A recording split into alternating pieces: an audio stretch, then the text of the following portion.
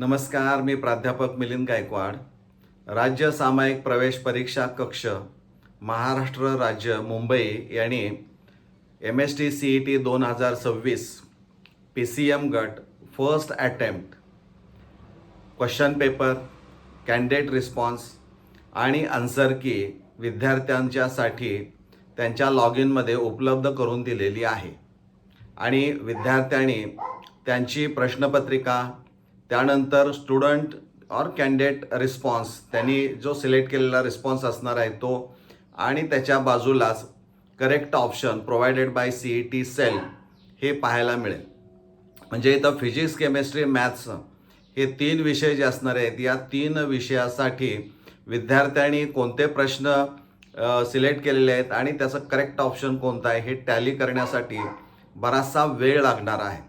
म्हणजे फिजिक्सचे 50, केमिस्ट्रीचे 50, मॅथमॅटिक्सचे 50 इतके प्रश्न तपासायचे आणि त्यातून मग पुन्हा त्याला आठवलं पाहिजे की हा प्रश्न थोडासा चुकीचा वाटतोय, याची वाक्यरचना बरोबर नाही किंवा ऑप्शन्स काही चुकीचे आहेत. अशा वेळी त्याला आक्षेप घ्यावा लागतो आणि तो आक्षेप नोंदवायचा असेल तर ऑब्जेक्शन ट्रॅकिंग या बटनाच्या साहाय्यानं तो सबमिट करावा लागतो. इथं ऑब्जेक्शन घेतल्यानंतर तो क्वेश्चन ID असेल, ऑप्शन ID असणार आहे आणि सबळ पुरावा हे जोडून तुम्ही काय करायचं आहे ते सगळं अपलोड करायचं आहे. म्हणजे CET सेलकडे ते सबमिट करायचं आहे. प्रत्येक ऑब्जेक्शनला साधारणपणे 1000 रुपये फी इतकी असणारी आहे, विच इज नॉट रिफंडेबल. जर ऑब्जेक्शन खरं निघालं तुमचं तर कदाचित ते रिफंड करू शकतील. आता हे झालं CET सेलनं, ठीक आहे, डिक्लेअर केलं. पण CET सेलनं जो काही सावळा गोंधळ घातलेला आहे तो खूप महत्त्वाचा आहे. आज 20 तारीख आहे, उद्या 21 आहे आणि परवाच्या दिवशी 22 आहे.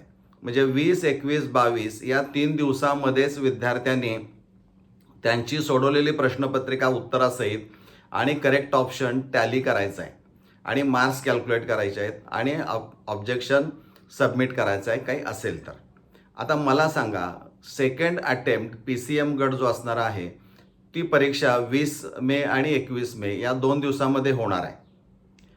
जर एखाद्या विद्यार्थ्याची आजच परीक्षा असेल किंवा उद्या परीक्षा असेल आणि त्या विद्यार्थ्याने जर सहज लॉग इनमधून गेला आणि पाहिलं आणि त्याच्या लक्षामध्ये आलं की अरे ह्याचं उत्तर चुकलेलं आहे, याचं उत्तर चुकलेलं आहे आणि त्याला तर आता पेपरला जायचं आहे, उद्या त्याची परीक्षा आहे, त्या विद्यार्थ्याच्या मानसिकतेमध्ये जो बदल होणार आहे याला जबाबदार कोण? म्हणजे इथं विद्यार्थ्यांच्या मानसिकतेचा खेळ मांडला की काय अशी अवस्था निर्माण होते. हजारो विद्यार्थी या 2 दिवसामध्ये परीक्षा देणारे आहेत आणि कालावधी काय दिला आहे? 20, 21, 22. म्हणजे 21 तारखेला तर परीक्षा संपणारी आहे आणि 22ला तुम्ही शेवटचा दिवस दिलेला आहे. अत्यंत चुकीचं आहे. विद्यार्थ्यांचं हित म्हणून तुम्ही 2 अटेम्प्ट सुरू केले, पण विद्यार्थ्याचं हित इथं कुठं दिसतंय? खरं म्हणजे 2 परीक्षांच्या मधलं नेमकं अंतर किती असलं पाहिजे? म्हणजे फर्स्ट अटेम्प्ट झाल्यानंतर किती दिवसांमध्ये तुमचं ते सगळं पूर्ण व्हायला पाहिजे आणि विद्यार्थ्यांच्यासाठी क्वेश्चन पेपर, स्टुडंट रिस्पॉन्स आणि आन्सर की उपलब्ध व्हायला पाहिजे आणि ते पाहिल्यानंतर त्याचा परफॉर्मन्स त्याला कळाल्यानंतर दुसऱ्या अटेम्प्टसाठी मग रजिस्ट्रेशन आणि मग पुढचा कालावधी, अशा पद्धतीची व्यवस्था ही परीक्षा घेताना ती ठरवली पाहिजे. वास्तविक पाहता ही परीक्षा कंडक्ट करणारे CET सेलचे कोण तिथं जे प्रमुख असणार आहे ते IAS अधिकारी आहेत. खरं ते ज्या पद्धतीनं हे आज त्यांनी नोटिफिकेशन जाहीर केलेलं आहे त्यांच्या वेबसाईट, हे विद्यार्थ्यांच्या हिताचं नाही आहे, विद्यार्थ्यांच्यावर अन्याय करणार आहे आणि हे तात्काळ मागे घेतलं पाहिजे. 2 दिवसानं काय फरक पडला असता CET सेलला? जर त्यांनी 21ला रात्री रिलीज केली असती प्रेस नोट त्यांची की विद्यार्थ्यांनी या पद्धतीनं ते पाहावं म्हणून आणि 22, 23, 24 या तारखा दिल्या असत्या तर काय फरक पडला असता?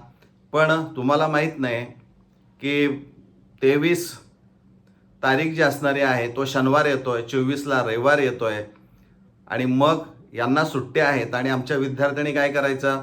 परीक्षेमध्येच सगळं ते स्क्रुटिनी करायचं, टॅली करायचं, आक्षेप नोंदवायचे.